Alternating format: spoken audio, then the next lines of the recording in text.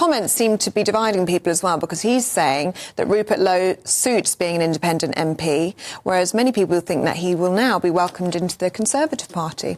So who knows? Let us know what you think on that one. gbnews.com/you'll say. Well, I'll tell you what we should do. Seeing as he's here, we should talk to Shadow Justice Secretary Robert Jenrick, who's just popping his earpiece in. Morning to you, Mr. Jenrick. Just a quick one. Should Rupert Lowe join your party? Good morning. Look, I'm not going to get involved in the internal affairs of reform. But, you know, it's a matter for there. I know there's some investigations going on. It doesn't look as if Rupert Lowe's been treated well by his colleagues in reform, but it's really a matter for them. Well, yes, but it's a matter for you as well. He's not. I mean, he's not really in reform anymore. He's a free agent. You could recruit him. Well, look, we're always looking to welcome people into the Conservative Party, but I think this is a matter for reform to work out themselves. OK, you're going to stay tight-lipped on that one. You might have an opinion on the breaking news this morning that the UK economy has unexpectedly contracted by 0.1% in January. What's your reaction to that? And do you think this is an example of President Trump's tariffs taking hold? No, I don't think this is unexpected at all, frankly. This is a result of the political decisions that were taken by Rachel Reeves in her disastrous budget last year by hiking taxes on working people and businesses across the country. They've killed growth. The last Conservative government left this one the fastest growing economy in the G7. Now we're seeing growth is down, inflation is up. Every business that I speak to is making cuts, is looking to lay people off. This is a really bleak situation. And in less than 2 weeks, Rachel Reeves is going to come to Parliament for an emergency budget. She said she wouldn't have to do this. She's coming to Parliament to explain what she's going to do, whether it's cutting public services or further raises in taxes. It's as a result of her decisions and those of Keir Starmer. Are there any grounds for... I mean, the argument is they're laying the foundations, and that's going to be... That's hard work. It's a bit like Margaret Thatcher, you know, when she reformed our economy back in the early 80s. There was a lot of pain before we started to feel the gain. Is that an argument that could wash with this? No. Look, I'm the first person to favour supply-side reforms, deregulation, cutting taxes, ways to boost the economy. But everything Labour has done has been anti-growth. They've raised taxes. The increases in national insurance is putting immense pressure on businesses, large and small, across the country, to the point that unemployment is rising. Businesses are looking to lay people off. They're hiking taxes on a whole range of different groups across the country, from the hospitality sector to family farms. They're damaging jobs in crucial sectors of our economy, like oil and gas, due to the net zero zealotry of Ed Miliband. This is an anti-growth government that's really harmed the economy, and frankly, they've got to get a grip. There's still time, actually, for Rachel Reeves to change course on some of these very harmful tax rises. You know, the national insurance rise, for example, has not yet come into force. It's already causing immense damage to the economy. She could change tack on that in the emergency budget in 2 weeks' time. Can I ask you about the potential ceasefire deal in Ukraine? Why would Russia come to the table now? I mean, they are now in a position of strength. They are making advances on most of the front line, if not all of it, thanks in part to the lack of US military aid and intelligence in the past 2 weeks.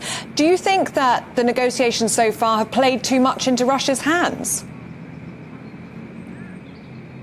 Well, look, there have been times where I have criticised President Trump for speaking Vladimir Putin's talking points, suggesting that Zelensky was a dictator or that he had started the war. That was obviously complete nonsense. But what we want to see now is peace, but a sustainable peace, which doesn't just allow Putin to come back for a second bite of the cherry in months or years to come.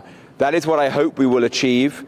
I think that is what President Trump is trying to achieve. But this is going to have to mean change on all sides. And in particular, European countries are going to have to step up, take responsibility for our own defence, invest more in our armed forces. You've seen some positive noises from some European countries like Germany, but the proof will ultimately be in the pudding, and I want Keir Starmer, frankly, to invest more in our armed forces. He said he's going to put an extra 0.2% in by 2027, which is small beer, let's be honest. We need to get to 3% as soon as possible, and we should be doing that by cutting the bloated welfare budget, taking money from foreign aid and spending it on hard power, backing our armed forces, and that's what the Conservative Party is pressing him to do.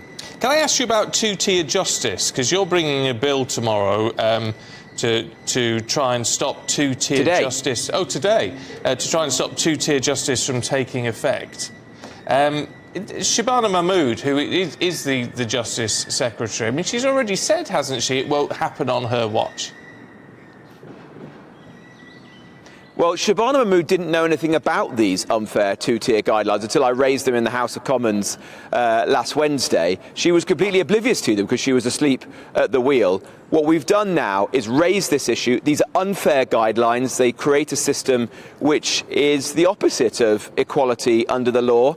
If you're a man, if you are white, if you are Christian, you're going to get a different treatment through our criminal justice system than if you're an ethnic minority, if you're from what's known as a minority faith group, basically anyone who isn't Christian, if you're transgender, if you're neurodiverse, various other groups of people in society. That's wrong. I want to stop that. The best way to do that is for the government today to back my bill, which gives the Secretary of State, Shabana Mahmood, the power to reject these unfair guidelines. At the moment, she's just sent a letter, had a meeting. We don't know if anything's going to happen. She should back my bill later today, and that would guarantee us the right place, which is that these guidelines will never come into force. Otherwise, 18 days, by her own admission, we're going to be living in a country with two-tier justice under two-tier Keir. You're leading on all of the meaty issues, aren't you? You've got two-tier justice, the Chagos Island you've been vocal about as well, and the grooming gangs. You're the first of the shadow cabinet to post on X when these topics are raised. You are the most visible and vocal member of the opposition, it would seem. How do you think that makes Kemi Badenoch feel? And are you covertly still running for leadership?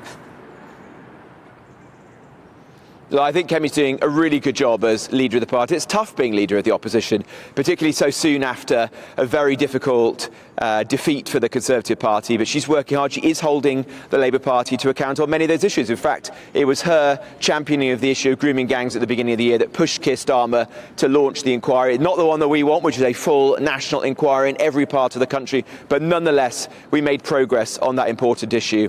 I think it's really important for us as Conservatives to hold this failing Labour government to account with as much force as we possibly can. And for my part, that's what I'm going to do every day on every issue that I can. And today, that is about ensuring that we block these unfair two-tier sentencing guidelines and restore equality under the law in our country.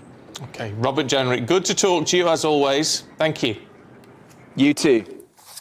Now, I mean, that two-tier justice issue, the government isn't going to back it because it makes them look weak. However, they've got to take some stronger action. They can't. Shabana Mahmood has said it's not going to happen under my watch, but there has to be actual action to make sure it doesn't happen. It cannot be right. It cannot be right.